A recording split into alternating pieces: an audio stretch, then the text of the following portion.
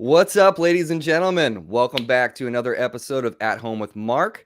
Today is season 4, episode 23, and we have a headliner here. This is the last show of this season. What better headliner than the Godfather of tone himself, Mr. Robert Keeley? Robert, thank you so much for doing this. Hello, Mark. How are you doing, man? It's really nice to be on here. I haven't done a podcast in it seems years, so this is fun. This is super special. And so many people, when I told them that, this was happening, they were like, what? You have a large fan base, my friend. A very, very large fan base. I do. I have the absolute best customers and the sweetest people that contribute to this whole thing called Keeley Electronics. So yeah, I do have a great fan base, and it stretches all around the globe. It's really pretty cool. I know. We should get into that too, because I'm so curious the arc of everything for you. But I didn't want to make this interview like normal stuff that you've done, like what's the first circuit you built and stuff like that. Mhm. I'm more curious too about like Robert Keeley, the musician, Mhm. and the music lover, because I don't think I've heard many stories from you about that stuff. So I usually ask everybody this question as the first question. But like, what is your like earliest musical memory? Yeah. The earliest real memory I have, and I'll take a tangent for just a second. I was watching some of your shows, and I saw that you asked that question, and I think Mick had a great answer about how you see photographs and you don't know if they're real memories or not, but you start making up something. But mine are probably about like 1978, 1978-ish. And my stepdad, who I just call my dad, but my was played guitar in bands in college. And at the time that my kind of have this very first memory of him playing guitar, he was actually back in college to finish up his engineering degree. And he was playing in a bar band. The bar was called The Library. And he was doing a duet. And so he had this acoustic guitar with like a Dean Markley pickup stuck to it. And then he plugged into this PV Deuce 212 amplifier, like 46L6 is this huge thing. And yeah, and him and this lady, I think her name might have been Kathy, I don't remember, but she was the singer. And she also then took her microphone to the amplifier, and they just played duets through a single PV amplifier at this little place in Upper Michigan, so there wasn't like huge crowds or anything, what I mean? This was the 70s. Right. But I do remember the awesomeness of seeing live music like right in front of me. So they were trying to rehearse for their weekend gig, and it was pretty amazing. And my parents, both of them were music lovers, because like my stepdad, my dad was in a band with my mom's brother. Okay. Oh, So wow. so they had a college band in the 60s called Telegraph Road. So they were heavily entrenched in music, you know what I mean? And my earliest memories of listening to music in the car is probably like, Boston and Heart and Journey and stuff like that. On cassette, Jim Croce, you know what I mean? Things like Nice. that. So, those kind of musical things. But right away, seeing my dad, and I think in 78 for Christmas, I got my grandma ended up buying me my first acoustic guitar, a Yamaha FG 45 from a place called the Music Gallery, which is in Highland Park, Illinois. It's still around. I even talked to the guy, and I was like, hey, you remember my grandma coming in there? And he was like, actually, that was like a prototype thing. And actually, I do remember selling. We had about 6 of those things. And yeah, I do remember selling those little teeny 3/4 size Yamaha guitars back in the late 70s. So, Man, how but old were anyway, you then, Robert? I was born in 70, so I was about 8 years old. That's when I got my first acoustic. And of course, it's kind of hard when you're 8 years old to really learn much. I tried I tried getting some chord shapes from my dad, but of course the F was impossible. D was hard. C was almost impossible. You're a little kid. But by the time I was, I think it was probably about 82 or so, 83. We went to a garage sale in Scott Air Force Base, Illinois. We went to a garage sale down there, and there was a Dan Electro there. Ooh. And, one of the chipboard ones, and black sparkle lipstick tube pickup. And my parents picked it up for me. Right at that same time, we were getting transferred to Germany. So my dad's next assignment was in Germany. And we were in the back. I was in the back of this station wagon, one of those Chevy Caprice station wagons, banging away. You Really Got Me Now, trying to learn how to slide bar chords around, and because all the kids in school in junior high were listening to Ozzy and Randy Rhoads and Van Halen and stuff like that. Van Halen was coming through town on their 1984 tour and stuff like that. So I was, of course, listening to Van Halen 1 and this is about 80s though, you know what I mean? Yeah, and man. 83. And so at any rate, they took that guitar away from me because I made such a racket that they couldn't stand it. You know what I mean? Even in the back of the car. So they shipped that over there. But lo and behold, Christmas of 84, I got my first kind of real guitar, a Squire Strat, you know what I mean? An 80s E-series Squire Strat. And that magazine, Guitar for the Practicing Musician, was out. And I think one of the first tunes I learned out of that magazine was Crazy Train. And so you got, all kinds of pyrotechnic guitar playing going on. And I just loved it. And that's what I did for every minute of high school, was pretty much play guitar, So you like early on, you just got bit by the bug and it just stuck early on. Yeah, it was easy enough for me to read the tablature and in those magazines, and every month you'd have 4 guitar masterpieces to learn, and so it was a lot of fun, man. I got into it quite a bit because Fostek's little Tascam little recorders, 4-track recorders were kind of new and cheaper, for little cassette ones, and Boss Roland had a little DR drum set, like a DR 220, which is this little battery operated drum machine. And I would get these books like Iron Maiden classics, you know what I mean? And it would have all the songs, all the notation for the bass, drums, everything. So I'd program the drums. This is like 85, 86. I'd program the little drums and then do my best, impersonation of trying to play the bass and everything else, and do multi-track recordings of, Running Free by Iron Maiden. You know what I mean? Nice, dude. And nice. So I totally loved it. I thought I was going to be a guitar player when I was in Germany. I thought I knew what was going on and could play Yngwie Malmsteen. I could do Far Beyond the Sun, or, some kind of version of it. But but then when I got to the States and I saw the level of players that really existed in the world, I was kind of mortified. Plus grunge took over, right?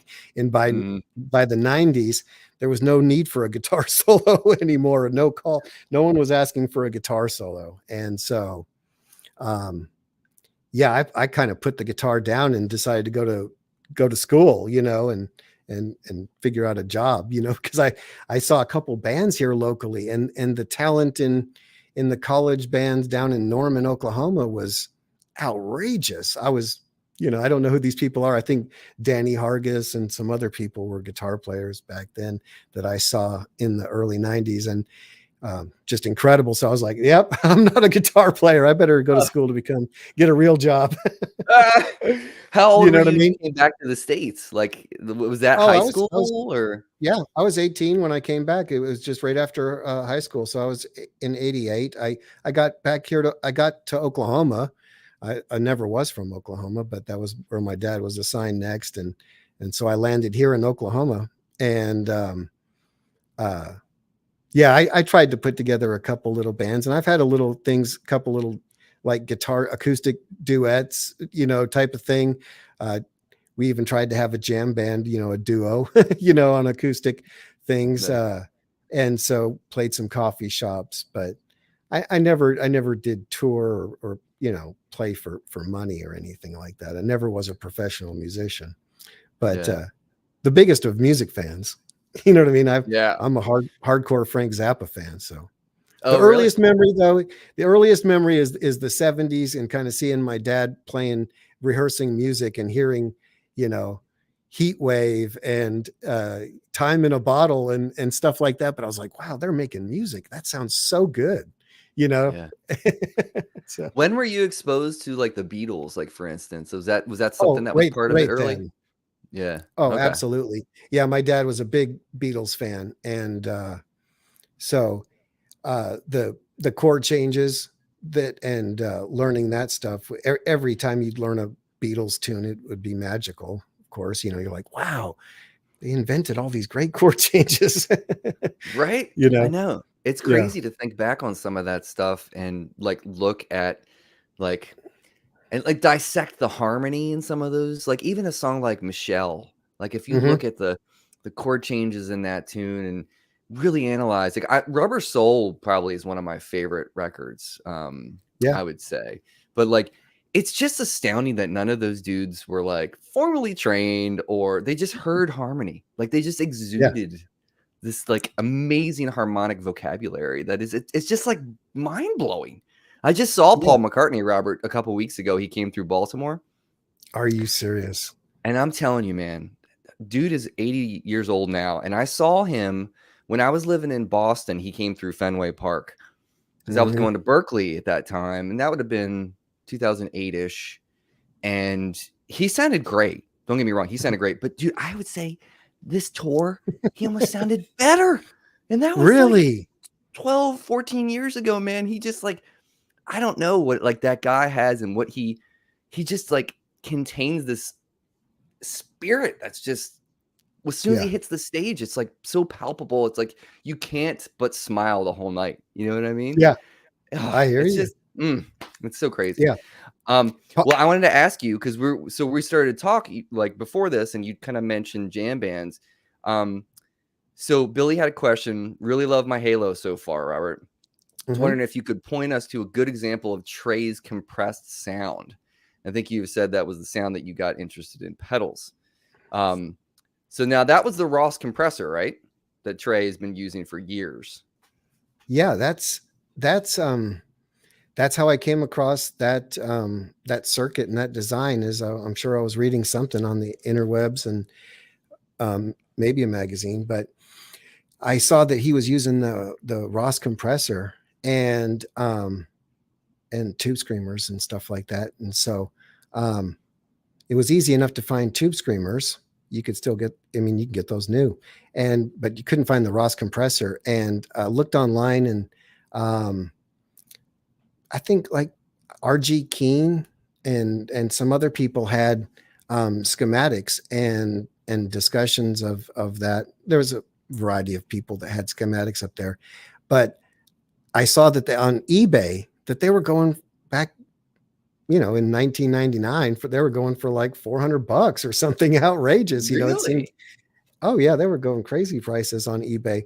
And so I thought, well, heck, there's no rare or obsolete parts in this thing.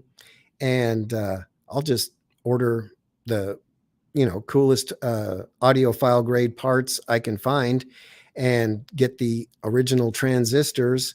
Actually, there was some obsolete parts. The transistors were obsolete. And so I found a nice big stash of those. And I thought, I'll just put one together. And when I heard it, I was completely amazed at how wonderful it sounded and how I could get some of those early Trey sounds, where it's a very overly compressed humbucker type of thing. And I can't remember the name of the song now, but at any rate, I'll think of it. And but yeah, Trey's sound and that endless sustain that he would get whenever he wanted, is just like instantly available. I'm like, what in the world is that? Right. Um, but when I heard the Ross compressor clone, you know what I mean, that I had made, I was completely blown away because my previous experience to compressors were disastrous. I heard one in Germany once. I went to a music store in Kaiserslautern there and heard the Ibanez CP9, and I thought, this is the worst thing you could do to a guitar sound. I just couldn't understand it at all. I was like, first of all, you turn it on and all of a sudden the volume dropped, and then it sounded dull and lifeless. And I was like, wow, how come everybody is saying you need a compressor to sound good? And my experience was horrible. So I almost reluctantly went into building this thing knowing that it was going to sound bad. You know what I mean? And so when it sounded literally amazing, and I I put one up on eBay, and it just took off. Every time I would list one, and I'd say it'd be 8 weeks, 10 weeks to build. You know what I mean? People would buy it in advance, and Mm, it just became a job. You know what I mean? Keeping up with the demand, and we was back ordered for months and months for a long time. So, man. but that's that overly compressed sound is kind of fun. It's percussive, so that adds a different sound to the guitar than you're normally used to hearing. I mean, outside of country. So it was kind of cool. And plus the way he ran his, and the way, I haven't really studied his rig, so I couldn't tell you like during this time period what he used or anything like that. I'm not an aficionado like that, but the way that he could get endless sustain is so attractive. You know what I mean? It seemed so fun that mm, that's what kind of pushed me towards that compressor design. So it's amazing. It's so funny because like our community is so divided on compressors. mhm, Like some people are like super like, no, I don't want a compressor, blah blah blah. Some people are like, I love it. I'll use it. I leave it on all night. mhm, But like for Trey, for instance, like when they play Divided Sky live, that whole section where it's yeah, just like that note's just ringing and they just stand there for a while. yeah, That to me, the first time I heard that too, I always thought it was just because he was playing that Languedoc and it was the hollow body doing the work and mhm. Oh yeah. and all that. But I feel like compression to me has become like an always on subtle thing. Or I'll Mhm. I'll even use it as a boost. Like, do you approach it like that too? Like, do you sometimes want to use it to slam it and boost it a little bit? Yeah, there's several ways you can use a compressor. Several ways I like to use a compressor. I think there's probably three ways in general. Sometimes like to use it for a compressor effect, like where it's kind of poppy and it sounds like an exaggerated country guitar compressor. That's kind of one audio effect. Then I kind of like to put things that have a lot of peaky frequencies, phaser, wah type stuff, envelope filter type stuff uh, before it, before a compressor, so that it kind of rounds out those highs, and it makes it easier to set up because you might get your envelope uh, filter set up where it's responding really great to your guitar, but but then it's too loud. You know what I mean? Hmm. Has way too much dynamic range then. And so that's kind of where the compressor, really fits like an older style compressor, like the Compressor Plus that we do now, that type of compressor. Then there's like another level of compressor that's like our limiter. And that doesn't have any of the sustain type stuff. So it's not boosting the signal. So it's not making a lot of noise. And it's not creating a lot of distortions. It's just a limiter. And those Hmm. kind of always on compressors at the end of your pedal board are great for evening out all the changes to your effect volume. You know what I mean? So that you have a kind of a cap and you don't accidentally get too loud or whatever. So there's a couple ways, kind of like a tone shaper, sometimes as an effect, you know, Hmm. and frequently I don't play with the compressor at all because I'm not in a live environment where I'm trying to entertain somebody else and trying to keep, the output of my guitar in a nice little envelope. So, you don't need to have a compressor if you're just sitting by yourself, you know what I mean? Playing there all the time. But as soon as you start to jam with somebody, Nothing makes you sound better, more polished, and lets you use your, filter type effects or things that have a lot of gain and keep in a reasonable, sound, you know, range. Yeah. I mean, do And you so they're fun. Oh my gosh. I use right now I have Wampler's Mini Ego, and Yep. that's what I've used for years and years and years. Mhm. But do you like to have, so I'm gathering you would want it after overdrive too, right? If you're putting it after modulation, you'd have it more close to the end of your chain, maybe? So again, I've played both back and forth, and sometimes if I don't mind the noise and stuff like that, then I can put a compressor, you know, uh, after the drives and kind of do what I've heard Trey does. You know what I mean? When he used Hmm. to do in the earlier days, and that's really great because you can get a super amount of saturation without a big volume increase, and it just kind of keeps a cap on everything. Right. So I like it that way, but it definitely increases the noise because now when you stop playing, if both of your drive pedals are on or your stacked gain stages or whatever, and then a compressor after that, boosting, all the noise, then it's a hot mess and it doesn't Right. really sound really good. It might work in a live situation just perfect if you have a rig like Trey's, you know what I mean, where there's multiple signal paths and stuff like that. So, Yeah. It's you know, didn't they just do, I think was it last year? Like Trey did another rig rundown type thing. mhm. And it's just massive, but he's using like a train wreck now. Like he's not Yeah. using the Mesa stuff anymore, or what was he using for a while? I feel like he had the Mesa, and then he was using, what was that, like category 5 stuff, or what was he using? Do you remember? I can't remember I off the top wonder of my if I head. could remember. I might remember seeing something like that. When I first started listening to him, he had an old deluxe reverb, and that's what I, gravitated towards when I could start buying equipment and stuff like that. So, um, but he did have a couple years ago. I want to say it was maybe 2018 or 2019. Um, Michael Kay, the guitar tech, was out there and was doing Trey's thing, and he invited me to go backstage in St. Louis uh, and North Carolina, I think. And at any rate, we went back there, and Trey was running a train wreck, and I think he had it like kind of hidden because he didn't want people to know exactly maybe which one he was playing, but he was delighted with the tone. I mean, he was giddy. I mean, he was Yeah, very very pleased with all the sounds he could get, and his those Comet amplifiers that he was running, so he can run it that was. parallel wet dry thing that he does, um, Hmm.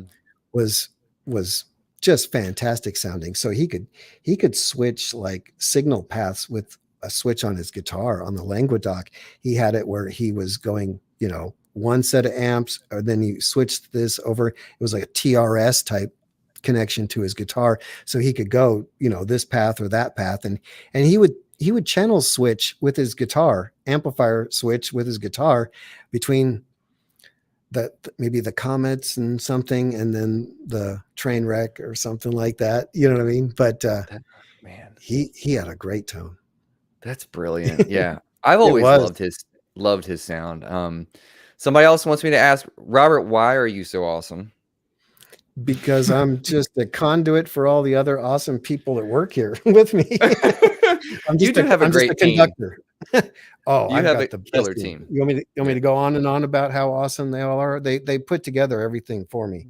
They bring a tear to my eyes, you can tell. Yeah, no, No, they're they're amazing. they're they're they're awesome. They're Yeah. awesome. They do it. They really do everything. I kind of like a circus director or something like that. I'm kind of conducting, but these people that do all the hard work. I've got Creighton on designing the circuit boards, Aaron Tackett on the programming, and then Robbie on the social media. So I mean, all this stuff happens because of the great team I have. So Yeah. they're the ones that are awesome. Yeah. Well, it's a collective, you guys are all kind of making the Keeley name even that more attractive to the whole world of guitar, just because of how great you all are. So it's a testament to you. It starts at the top, and the people that you bring on board, it's like these are the people that you want by your side. So it's a testament to you too, Robert. Well, Um, thank you. I wanted to ask you. So I feel like just from learning about you a little bit and hearing about your dad was like a military engineer. Is that why you guys bounced Yeah, he around? was Like, a yeah, he yeah, we went all kinds of places. We were out in California, Michigan, Illinois, Mississippi, and eventually my parents ended up in Colorado Springs. But yeah, I was a military brat, very proud of okay, it. yeah, heck yeah. Fortunately, because of Facebook, there's tons of my high school buddies, all the people I goofed around with in high school and even played in bands with. I can still talk to. It's a miracle, isn't it? Oh, it's amazing. Yeah. I mean, there are positives to that social media world. There are Yeah, negatives, but there's a lot of positives. Um, so you basically, it sounds to me like you've always kind of had an engineer mind. From learning, guitar, like dissecting that instrument, to stumbling into this compressor circuit and kind of figuring out how you were going to build this, and then it leading into what it is today, which you have a gigantic catalog of products, which it's so fun to even like go on the site and just see the what has amassed. mhm. But do you feel like that's always been like at the forefront as far as like the way that you have this engineering mindset? Or do you think that kind of developed out of necessity, like what you were talking about with like, I wanted to be a guitar player, but maybe that wasn't meant Yeah, to be, like how did that develop? yeah. I was. It's so interesting you say that. Uh, how it developed, I think, is I was actually wanting to build amplifiers. Is the first kind of like where music meets business and what am I going to do with myself. um, and that was probably in the late 90s. But it's kind of funny you mentioned that because I had the chance to talk to a guy named great guitar player named Andy Aladort, and he's the one that wrote the transcriptions in a lot of the magazine articles um, in the 80s. And now I get a chance to tell him about my new Halo pedal and whatever else. And so just this weekend, I went home and I looked through. I still have my magazines from the 80s. That's how bad of a hoarder I am. And That's so awesome. I pulled out like my Mace, 1984 or something like that. And I started looking at it. And I swear it was 84, 85, had Peaches and Regalia by Frank Zappa in it. And I was, Nice. I thought, wow, this is so interesting. What did 16-year-old me think about the guitar world? Because when you get those magazines, you would pore over it for a month. That was just like the only thing in your world was that magazine. And they better have some good songs, better not be a Quiet Riot song or something like that. So it was Frank Zappa. And of course that was way over my head, but I gave it a try, got lost in the chords and stuff like that and the odd sounding harmonies and everything like that. But there was, I think, one pedal advertised in that magazine. So here I'm looking at it in 2022, and there was a DOD American metal pedal like on the inside cover, and there was no other like mentions of pedals. There was maybe a rack here or there or something like that, but I didn't have pedals in mind. Sure, I collected some pedals when I was I'm sure I had a DS1 and a variety of other stuff like that. Metal Zone. I definitely had a heavy HM2 heavy metal pedal. But fast forward a decade beyond that, and I'm sitting around stereo stores. I had learned to repair electronics, and I was into tube equipment, and I got Gerald Weber's of Kendrick amplifiers. I got his tube amp book, and that completely blew my mind. I was eaten up with all the excitement he had for tones, and he was speaking my language. He was like, if you change this capacitor and you move this filter, because I was going to school to become an electrical engineer, and not knowing what I was going to do. I thought I was going to work as a government contractor on some sort of missile system or something, Right. and And but then this tube amp thing came up, and I would buy old, PA chassis and then rewire them to be Fender circuits, like a deluxe and a bassman, and Nice. yeah, pull out the tubes and just reuse the tube sockets and the transformers and everything else, and then put my own circuit in there. And I tried to propose to my boss at the time how I could make amplifiers, and my cost would be about $450, and we could sell them for $2,000. And he was like, "That doesn't sound like a good idea to me. No, I'm not interested." And so I couldn't afford any, buying parts like that. So I had it in my head, that I wanted to do something in the music world. And so I just kind of stumbled upon pedals, but once they took off. Yeah. So Man, that's kind of that's how so it developed, that whole thing. There's a variety of people that were along the way that kind of influenced it. Like I worked for an engineer for a while before the stereo stores that modified and made and circuit boards for all the glamour shots. Remember when glamour shots were in malls and there was this yeah. photo system? Well, he's the one that, this guy named JT Hensley, he's the one that invented that whole system. And so I had to make circuit boards that went into modified printers and capture, devices. So I had all the little bits and pieces for doing modifications and making circuit boards and stuff like that, kind of just along the way. So it really kind of was pretty fun how it all fell together, Yeah, into man. next thing I know, I'm supposed to be large and in charge about making pedals. you know Speaking of and the which, we funny should. thing is, a compressor ends up being the first one. Sorry to interrupt, but and I didn't even really like compressors, what I mean? It's so Hey, funny. I mean, it's kind of meant to be though. It's like Yeah. somebody, put something in front of you, and you're like, I can do that, and then you make Mhm, something great, and then it catches on fire. You know what I mean? It just spreads. mhm, We should talk about the Halo. Everybody's asking about it, but before we do that, Robert, mhm. are you like Josh, where you hoarded a bunch of pedals too? So you have all those magazines, but do you have a bunch of stuff from early on that you keep as your private stock kind of thing? I do. I've got lots of pedals, but I don't know. I have nowhere near the collection that Josh has. Josh has gone deep down the rabbit hole, and I wish I had collected a little bit more. I wish I had a collection more like his for reference. But Mm. I have plenty of stuff that I've bought for references. So I've got thousands of pedals, I'm sure. You know what I That's mean? crazy. They That's they awesome. filled they filled numerous boxes and tubs and bins and stuff. I really need to get them all on display behind me here on the wall. So because they of course they look so cool. All old pedals look cool. Oh my gosh, yeah. I feel like Yeah. the thing that Josh has, like his backdrop with all those pedals. The first time I saw that, I was like, "Oh man, I thought I had a problem, and I only had probably 20 pedals." And I was like, "Okay, this is okay then. I can keep buying stuff." Um, let's talk about the Halo because Yeah. super interesting. Is that something that you talked to Andy about? Did he come to you? Like, how did that come about? That came about in the most awesome way because Daniel Steinhardt and Mick Taylor are involved in Andy Timmons and I getting together.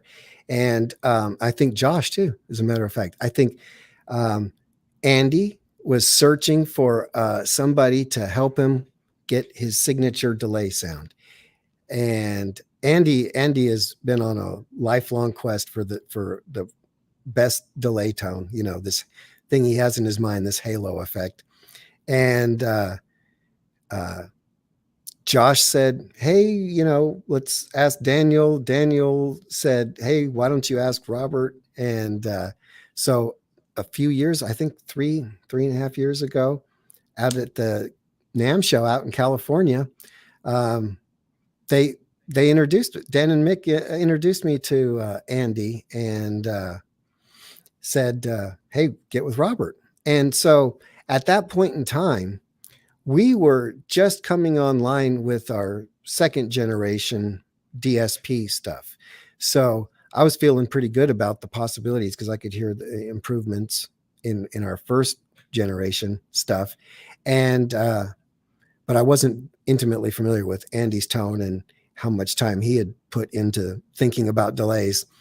And that started then what was, I think 2.5 years ago, he came up to my shop from Texas, stayed in town overnight as we listened to what we had done with our Echoes pedal, and trying to do this dual delay thing that he liked so much. And we got kind of close, and I thought we got kind of close, but I don't think it was very close at all in retrospect. It was pretty far away, as a matter of fact. Had no idea how far away it was. And it kind of got sidelined because I ended up having heart surgery and quitting smoking and trying to get, back on the right track again. And so then he sends me a text going, "Hey man, I really would like to do this. I've put a lot of time and effort into this, and I was like, holy cow, I'm so sorry I got sidetracked. Let me get back with you in short order."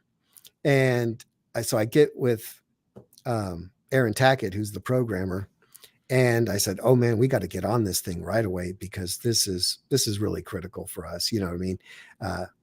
And I think about a month or so later, I had something that was interesting enough and cool enough, and it produced an interesting effect that I wanted Andy to hear. So we took off down to, me and Aaron Pierce, took off down to Texas and showed him. And that's when he was like, "Okay, you're getting close now. Now we're in the ballpark.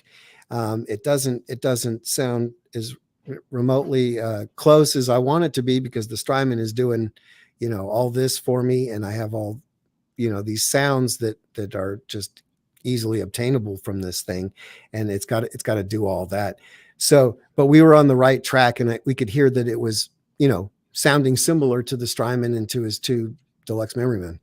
So we came back, and I think Tackett put another 6 months into programming it, and he was like, "Hey, I think I got something here with the modulation that is really, really fantastic sounding." We bring it up to Andy, or maybe he came down that time. I think we went back and forth like 6 or 8 times down to his house, and he came up here at least twice. And he was just ecstatic at one point in time when the sound quality was like, he was like, "That's it. Look at the hair on my arm, look at that standing up." And he just couldn't get the smile off of his face. It was so amazing. And he took the Strymon off his board, put that on there, and then we couldn't get him to take it off. We were like, "Hey, we got to hide the marketing of that. You're going to be playing gigs." And we're trying to convince him to tape over the logo and stuff like that. So it took a lot of work. It was in a lot of stages, and I'm so grateful for it because it brought my team, to so many new higher levels. We had to learn so much to be able to do everything that the Strymon wanted for him. We had to do everything that for the sound quality to be, or the sound attributes to be better. He wanted, a reason to switch. He says, he said, "I'm not going to have 2 pedals on my board." You know what I mean? So it has to really do everything that I have done in the past and better, so having that kind of push on my team was fantastic because we had to struggle through so many different things. Creighton is the circuit board designer, and along the way, we felt like we could get an improvement in the noise, and if we designed a whole new circuit board. So we went back to the drawing board, designed a whole new circuit board, sent it off, got it FCC approved, and sure enough, man, we got some improvement there in the noise and in the switching that if we hadn't spent that inordinate amount of time working on it, we wouldn't have been at this level. So it's just been an amazing project. When you have somebody pushing on you like that, it's so good. It takes time. It's very frustrating along the way. You guys are like George Lucas, like creating something, like making A New Hope with like, practical magic. You're just like, how do we push the ball forward up the field? that's what's really cool about Keeley Electronics. I feel like you guys are not, you're never resting on your laurels. You know, it's like, it's kind of like, how do we make this more fun for musicians and for guitarists? And like, what can we provide that will be inspiring? You know, that's the thing that I like about pedals. And I think that anything that can get it in your hands, you know, and inspire you to play the instrument is okay by me, whatever it may be. Yeah. But let's hear some. Let's hear some of the Halo. I know you have a guitar nearby. Yeah. So I hope I answered that question that that guy brought up, but on the Halo. But was it you that was asking about the saturate control? Yeah, that's so cool how the repeats can be dirty, but the forefront's clean. That is so rad, man. Yeah, show me some of that. Yes. So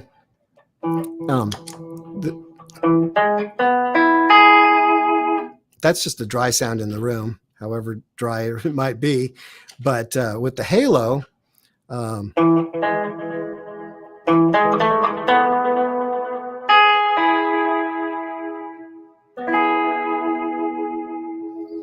Yeah. That's the beginning of what makes the Halo so interesting. It's like, well, wait a second, that sounded like this really lush reverb.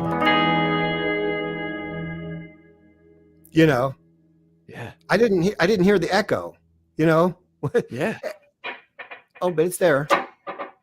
I'm like, huh? Isn't that interesting? What happens to all those echoes?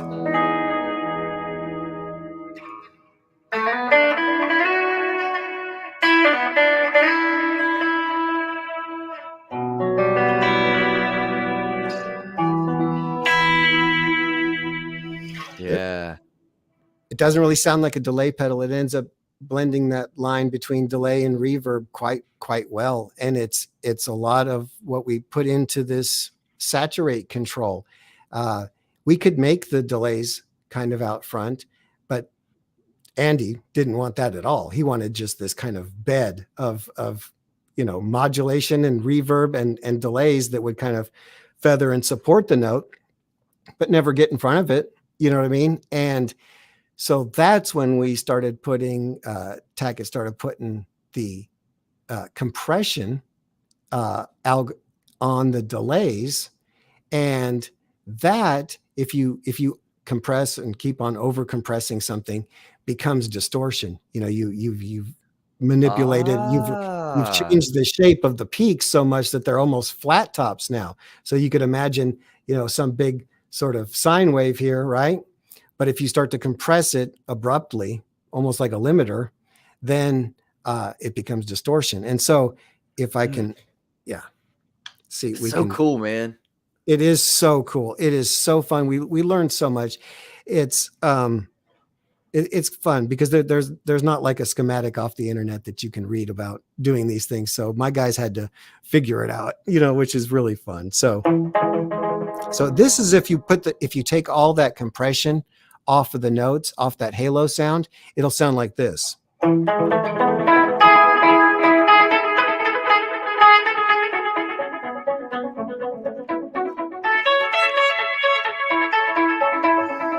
It sounds good, but it becomes a delay pedal, and it becomes more than what you were saying, trying to, say musically. So you can start to add some compression to those things, along with a healthy dose of modulation and stuff like that. But we can turn that compression up so that the first delays, the first repeats, are tucked back a little bit in the mix. And it ends up sounding more like this then.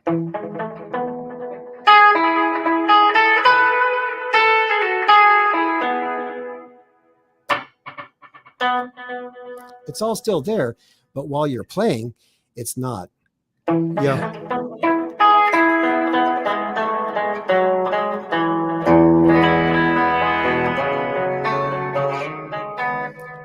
If I take that compression off again, that saturation is what we call it, and I try to play those chords again.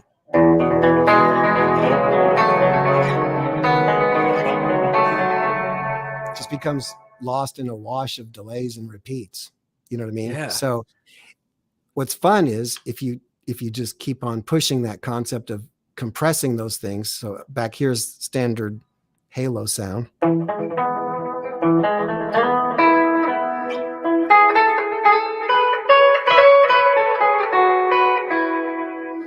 And then you keep on compressing it.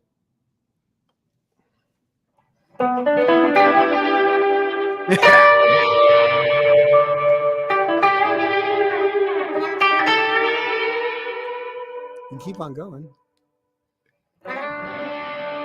Yeah, dude. Yeah. That's so cool, Robert. Oh my gosh, dude. How brilliant. That's just, that's so cool. It's really cool what we've done with it, because we can usually a digital distortion sound pretty bad.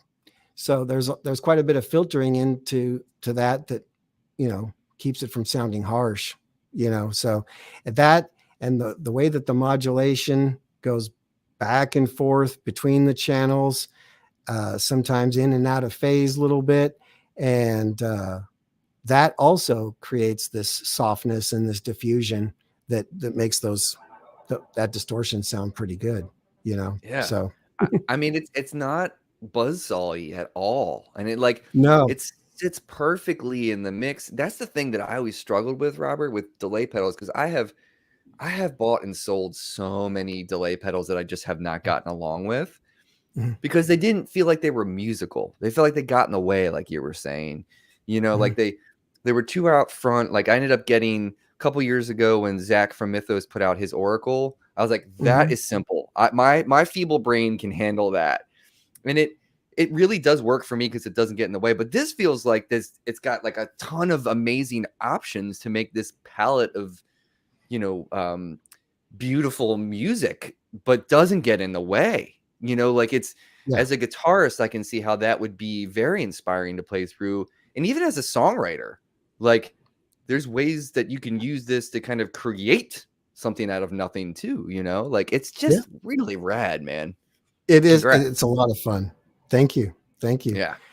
The I can't wait to hear people say use it with vocals, because I think it's another thing that can be like a delay, if you were to be real staccato with your voice, but it might create a really great bed. So I also want to hear a lot more demos with acoustic guitars. So I think that'll be a great thing, because the modulation is so chorusy that it can be, that I think it'll just make an acoustic guitar sound incredible, for people. Man, is it sitting in front of you that we can see? Someone's asking if we can see the settings. It is. Okay. It is. All right. Okay. So there's like, are you wanting to know, say, like what Andy Timmons' setting was, or how do I get that saturation controls? How do you get that saturation controls? Real easy. What's the current settings right now that you have going on? Yeah. Okay. So pretty much, I think I had, just to exaggerate the the settings would be pretty much straight up and down, honestly, for that halo sound. It's not too different from that. It'll take me a second to find it all, but it's not too dissimilar from that. It comes as the factory default sound. But for that saturation, though, what we were just demonstrating here is what I did is to get access to the alt features, all you do is hold this down, and then you would adjust the saturate control right here. Yeah. So that's how you get to the alt feature. And right there, it says saturate. And if you want it to be a standard delay without the Keeley compression and saturation, you would turn it all the way down. And if you wanted to get that distorted sound, then you would take that saturation all the way up.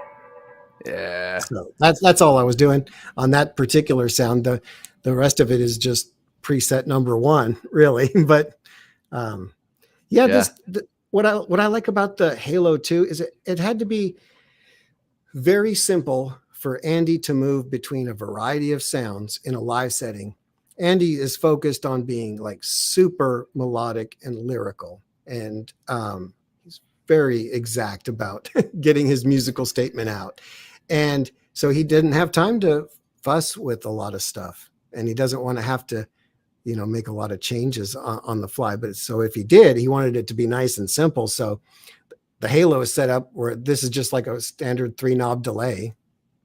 And then these are the 2 modulation controls. That's really all you need to know to get started on it. So, on Yeah, it and doesn't. away you go.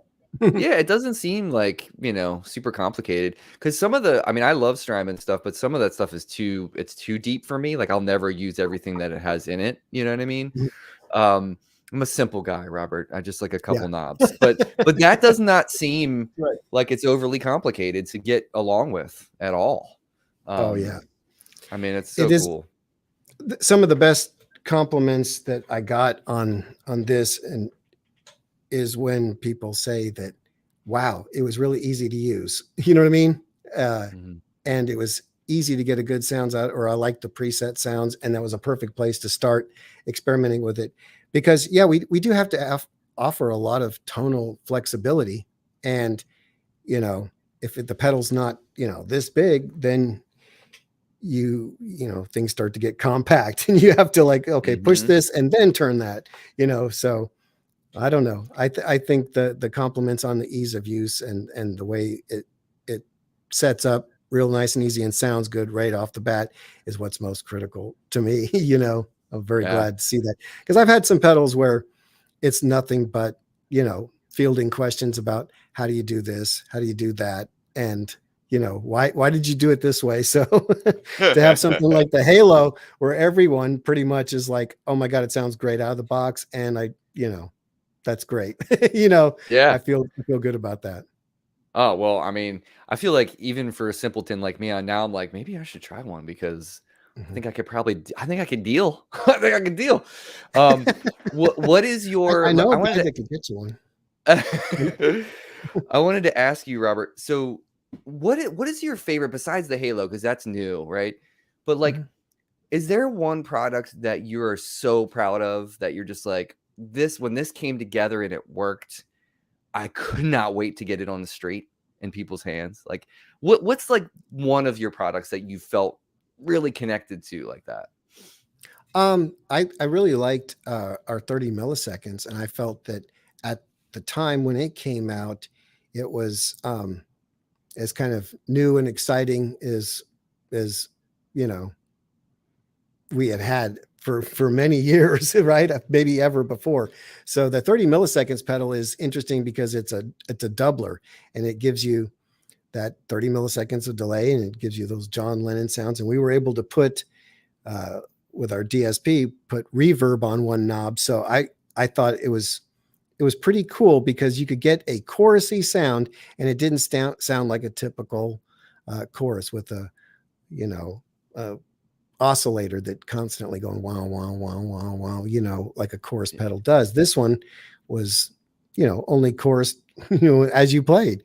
And so that was exciting, and but nothing compares to the Halo. The Yeah. excitement of this pedal is much different than other things. I'm usually pretty harsh on my stuff. I'm tired of it by the time it's out. It's hard for me to stay focused on it because I'm thinking about the next thing. We have probably 5 pedals on the runway ideas that I'm playing with right now that my guys are having a variety of different forms. So for me, once it's done, I'm kind of the engineer. It's like, what's the next problem to solve? You know what I mean? Right. Where's That's the next awesome. place I'm going? But this Halo is different than that. It's pretty Mhm. special. This feels like a next level game for you guys, and like, It where's the is company going to go now? totally. Yeah, The that's stuff really that we cool. learned on here is fantastic. It just means that uh, th- all of our stuff from now on will just have a much better tone.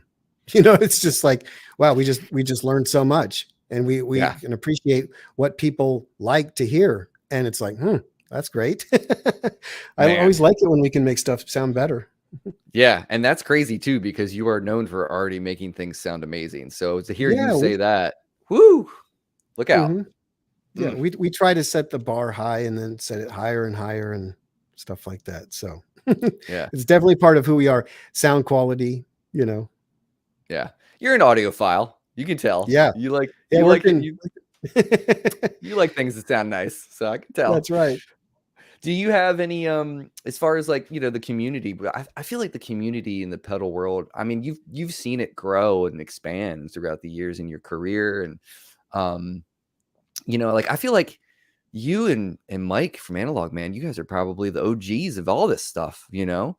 You in particular, but like have there been any products that have come out from your friends in the industry in the past couple years that you're like, oh man, that's cool. Like I want to buy one of those. I'm a big pedal fan. I really like this whole universe, this whole world. But there was plenty of people doing what I'm doing and better than what I'm doing when I started. You know, Mike Fuller was out. I think Nick Rear was out. There's so many people that were like a couple years before me. Z Vex, you know, there's George Trips with Way Huge. So there was Mhm. an Analog Man was there before I was. But I do feel very fortunate to get in at that beginning level because, in a sense, it was easier because I was coming at it from a compressor and that's not a very sexy sound or pedal. So fortunately, I had my lane then that I could travel in, and that sure suited me well. You know, it made it hard to get away from mods uh, and start building my own stuff because people, you know, gravitated and thought that we only did mods. And I was like, Right. well, I think I got a lot more I want to say than just modding a Boss or an Ibanez pedal, you Right. know. So Yeah, man. And you sure have, and you've done that and yeah, then some throughout the years, man. This is so I mean, yeah, it's such an honor to talk to you, man, because as a, you know, as a 43-year-old guitarist who's still doing it, and you know, I've hmm I've been along for the ride watching the whole time too, and throughout my career of my search for tone, you know, because it's like at some point, I don't know if it was my late 30s that I finally started to even understand what I was going for, you know. And for years I thought, and you probably can identify with this, but for years, because of Trey and all these other people, Stevie, I thought the tube screamer was the thing. Was that's what you're hmm supposed to use, you know? But as I got older, I was like, that's not what I like though. I kind of like a darker hmm sound, you know? Um, and I only in the past probably 4 or 5 years have I discovered that. So it's like led me in a completely different direction in terms of the type of overdrive I might want to use, or how I'm even setting my amp up. Am I EQing my amp? You know what I mean? yeah, Um, it's just it's so fun because everybody's different, and like you get to provide these things that just like enable us to do this job, and we're on this journey together. It's like everybody's like in it together. You know what I mean? I love yeah. that stuff. It's very cool.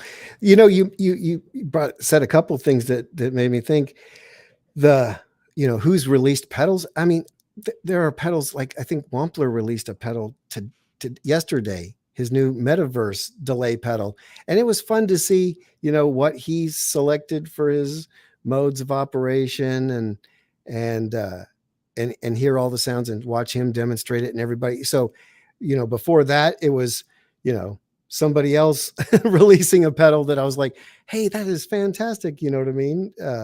So these Yeah. the pedal companies out there, I think they're all on fire. They're all doing, you know, great stuff.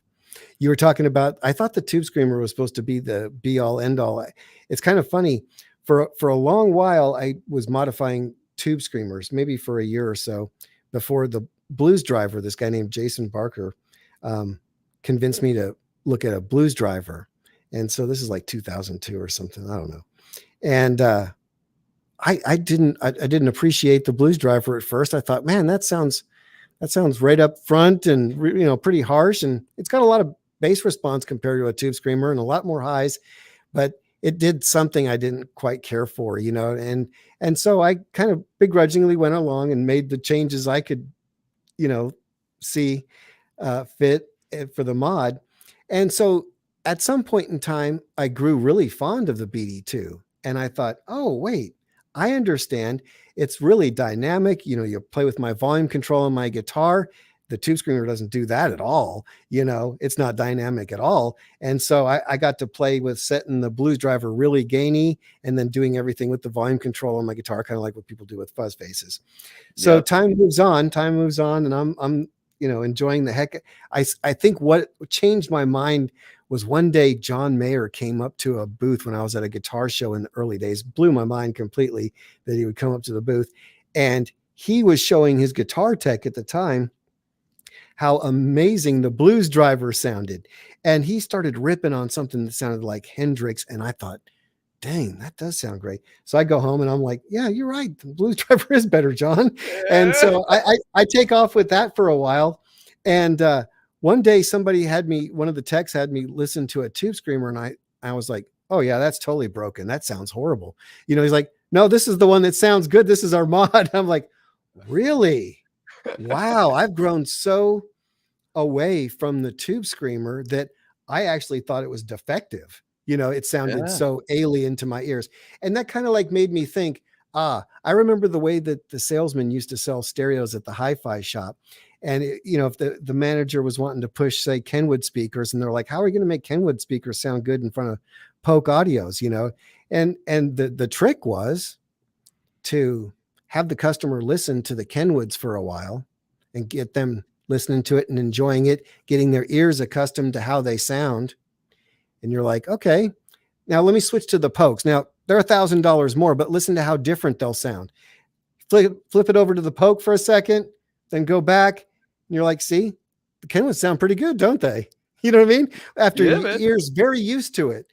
And that's the kind of same way it is with pedals, is that you become used to a sound, or you get used to it and you can start to create with it or explore it, and you feel very comfortable with it.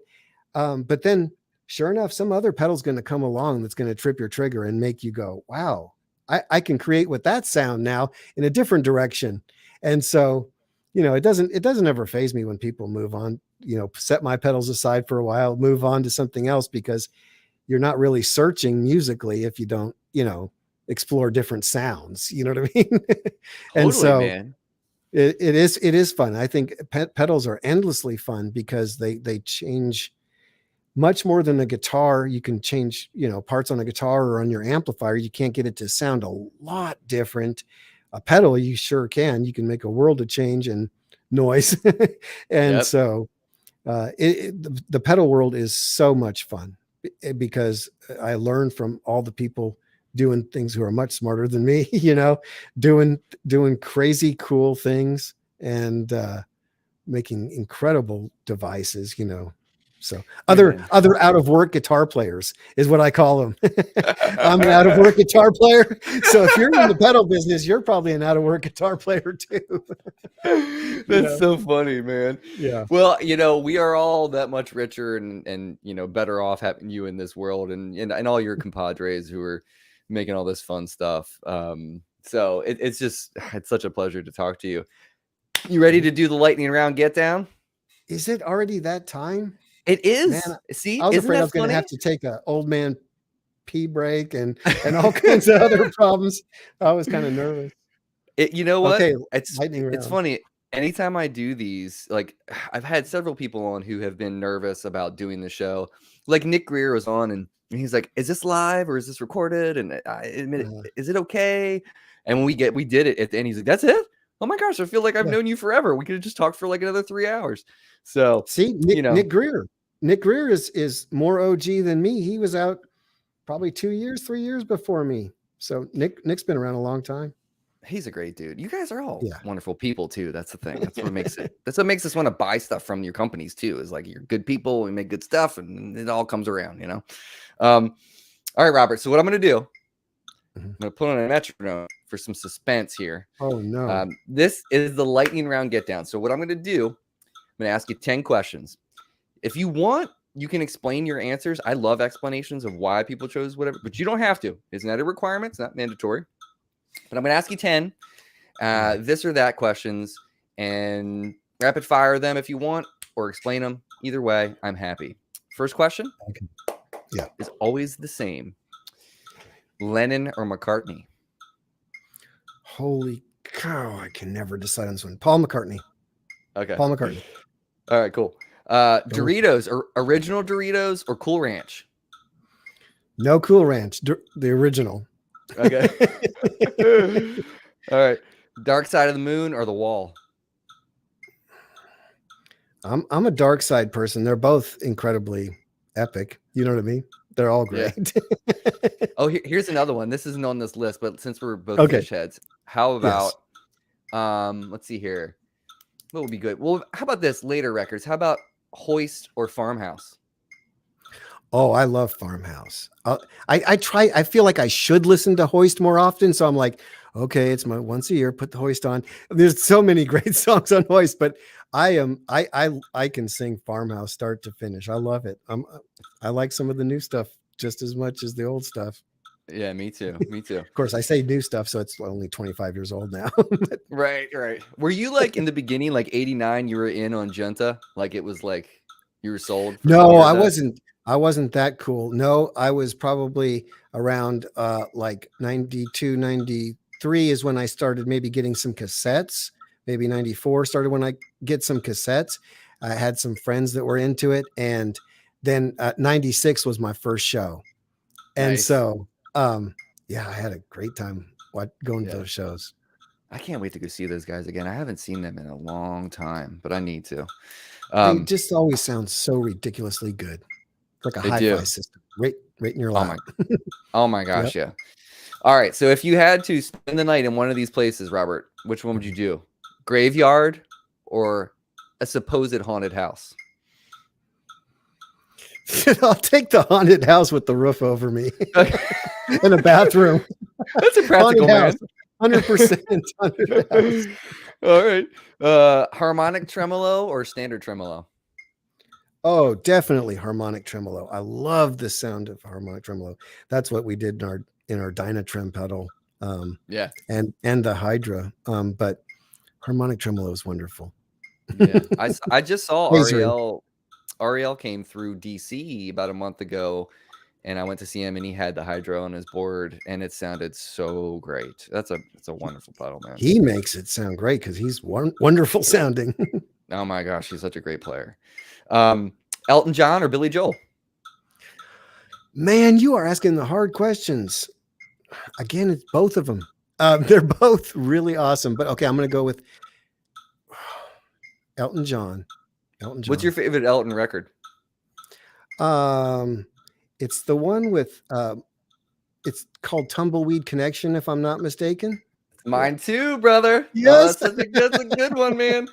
That Mona Lisa's and Mad Hatters. Madman Across the Water. That's yes, isn't that a I think great that's one? on that record. But like Tumbleweed Connection, I have that on vinyl. I had to find an old copy on vinyl because I love that record so much. All right, darts or billiards?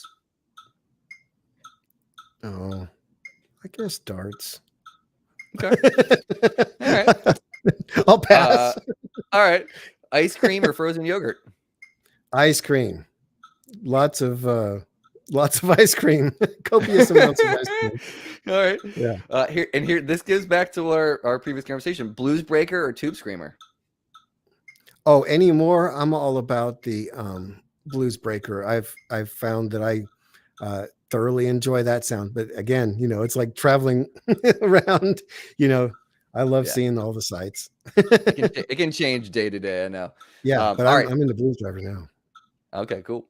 Here's the last one, Robert. If you could take one record, doesn't have to be your favorite record of all time, but if you could take one record and erase it from your memory, just so you could go back and listen to it for the first time again to experience it for the first time, kind of like Sunshine of the Spotless Mind. You remember that movie? So like, just take that little piece out. Don't remember it, just so you could experience it again right now. What record would that be?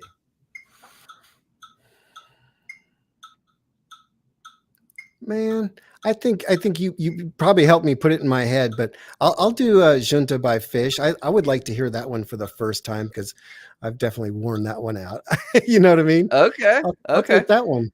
Yeah. Okay. Right on. Well, you made it through. You made it through the lightning round down unscathed, my friend. You are fine and dandy. I made it. Woo! I'm alive. Robert, dude, thank you so much for doing this. Tell everybody where everybody can find their products if they're not hip to what you do, which they should be, obviously, and they probably are. But if they don't know where to go, where should they go? They should go to rkfx.com.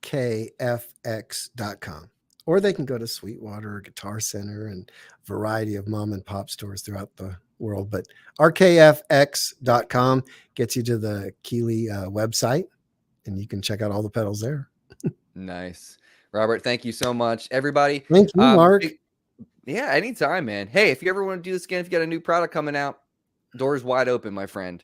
I hope people subscribe to your thing because I really like the way you talked with Daniel and Nick, man. So I hope they subscribe. Oh, thank you. Thank you very much. And a big shout out to our friend BV here, who is Oh, yes. moderating and taking care of all that. So BV, thank you once again. Huge shout out to you, my friend. Yes. Yes. Absolutely. Robert, you can hang, but everybody Mhm. else, take care of yourself. Take care of each Thanks. other. We'll see you next time.